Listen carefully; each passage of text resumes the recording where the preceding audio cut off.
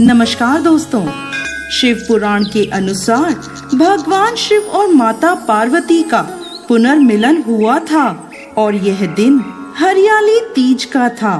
दोस्तों, एक बार भोलेनाथ ने माता पार्वती को उनके पुनर्जन्म के बाद याद दिलाने के लिए तीज की कथा सुनाई थी।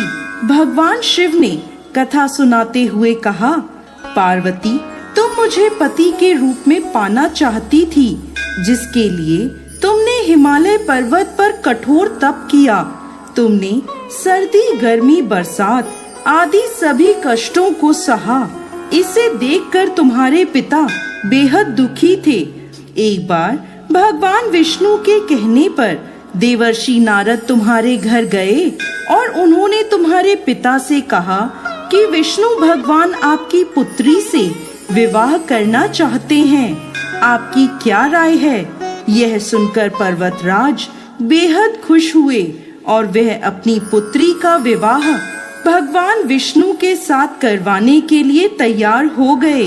यह समाचार नारद जी ने विष्णु भगवान को दिया, लेकिन जब ये बात तुम्हें पता चली तो तुम नाराज हो गईं, क्योंकि तुमने मेरे लिए घोर तप किया था और तुम मुझे मन ही मन अपना पति मान चुकी थी। यह बात तुमने अपनी सहेली को बताई, तब उसने तुम्हारी मदद करने के लिए तुम्हें एक घने वन में छुपा दिया।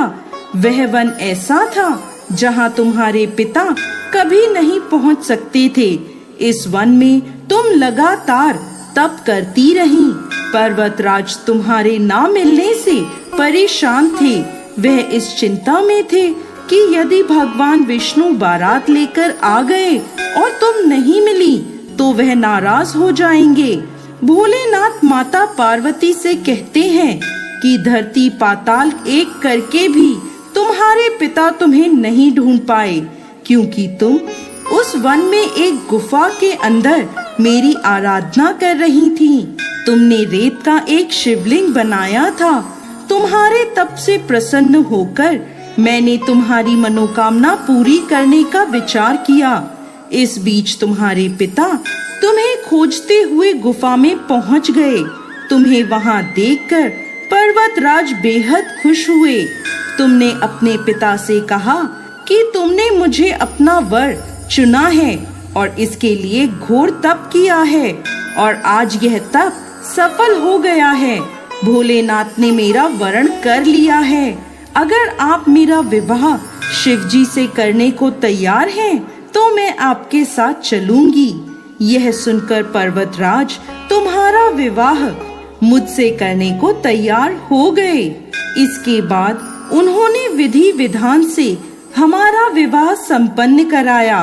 हे पार्वती, जिस तरह तुमने यह मेरा कठोर व्रत किया और हमारा विवाह संपन्न हुआ, उसी तरह यदि कोई स्त्री इस हरियाली तीज का व्रत पूरी श्रद्धा और निष्ठा से करेगी, तो मैं उसे मनवांछित वर प्रदान करूंगा और अखंड सौभाग्य का वरदान दूंगा।